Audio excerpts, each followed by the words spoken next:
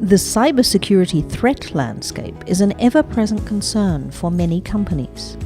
With increasingly sophisticated and personalized attacks on company IT, companies need to develop new ways of dealing with the risks. Prevention is no longer enough, according to Nikolai Steinhage from Fidelis. The times where prevention was enough have long passed by. You need to imagine an attacker has as many attempts as he likes, and he does not need really a lot of resources to attack you, and you need to defend him all the time, and you can easily see you cannot win this game. So if you are a company where IT is relevant for your business, then this means that any incident will affect your business and thus your revenue. And so you cannot totally rely on prevention. You have to do the next step really to protect your business. I always tell the customer you need a strategy, a so-called cyber mitigation strategy, and it can be really simple. For example, my advice is first, of course, do prevention. And the companies are already doing that, and they do it, they do a good job. And the next step is you need to defend. Defend is resiliency. That means it does not matter if you know if the attacker is already in or not. You have to defend your assets. Make it secure. For example, network segmentation, two-factor authentication, encryption, and things like that. And a lot of companies are also doing a great job there, but a lot of companies don't. And the next step all companies want to do is detection. So detect the attacker that is already in or that passed your security. And this is not so easy because it's not about malware, or not only about malware. My opinion is maybe it's better to detect the attacker and not the malware. You can easily do prevention when it comes to malware, but if someone got through, it's better to focus on the attacker, not on the malware itself. And a lot of companies buy a new shiny new tool they're really convinced of, and this tool generates a lot of alerts. And then they realized, oh, we are not capable of respond to this alerts. So really, if you go for detection, you always have to keep in mind that you need to respond to it. And response simply means an alert is just, let's say, a certain probability that something bad has happened. So you need to validate that it really happened, and then you have to react to that incident. That is, for example, isolate the system, do forensics, recover from the incident, and things like that. Periodically, there is news of a new wave of malware surging through the internet, but much of it isn't actually new, and this can make it easier to detect.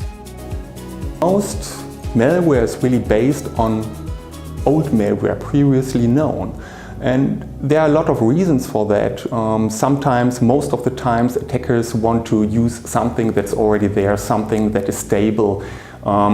They need to speed up, and they need something reliable. So they really rely on old malware, and there are a lot of tactics to really change this kind of malware by encoding or other mechanisms in a way so that it cannot be detected by traditional signature-based detection mechanisms like antivirus.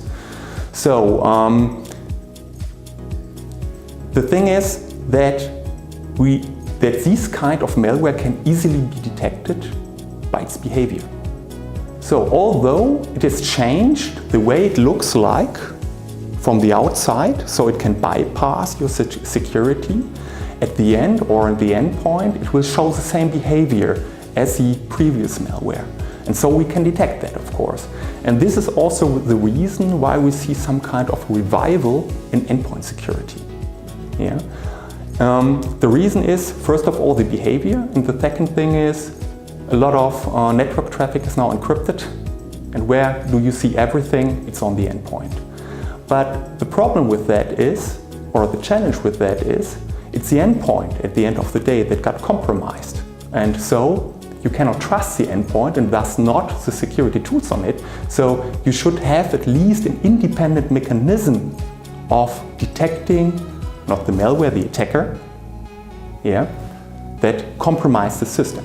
If old malware can be identified by its behavior, where does that leave us in dealing with truly new malware? It's a matter of definition what new malware means. If you look at the statistics of AV vendors, then every malware, even known old malware that was changed a little bit by encoding or something like that, counts as new malware. So it's really a matter of definition. Of course, even malware evolves. So malware normally, when we talk about malware, it's not really precise. Malware normally consists of different pieces. That is, for example, the dropper, that drops brings down the malware, then it's the malware or the exploit, and it's a remote access Trojan at the end when you want to be persistent on the system.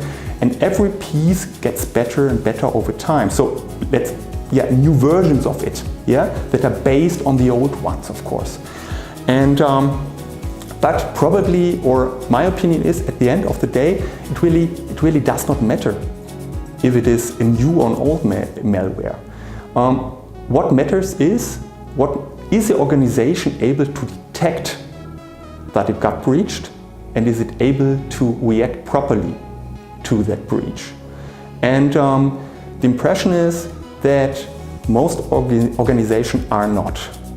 They don't have the capacities regarding manpower, they don't have the skills, they don't have the tools, they do not have even a plan. In Germany, the incident response is very often to re-image the infected system. And by doing that, you lose everything. You lose the proofs that something has happened, you cannot investigate what has happened, you even do not know how the attacker came in, so there are no lessons learned, so you cannot prevent it from happening a second time. And the thing is also, the first thing an attacker will do is a lateral movement. So he will find out other systems in your organization he can jump to. So at the end of the day, you will re-image the system and he will pop up on another system. And this reminds me of the game Whack-A-Mole. And a lot of companies have plans in place, business continuity, disaster recovery and things like that. And they also believe that these kind of plans are appropriate for a breach, but they aren't. If you have a breach, you need a security recovery plan for that. Because, for example, if an endpoint got compromised, the compromise might be on your backup. So you re-image the system and then you replay the backup and the system might be compromised again. So it's a little bit more complicated. Prevention, defense, and detection are therefore the order of the day for dealing with attacks on company IT. Companies should develop a cyber mitigation strategy and a security recovery plan to understand how to master incidents if they occur and ensure business continuity.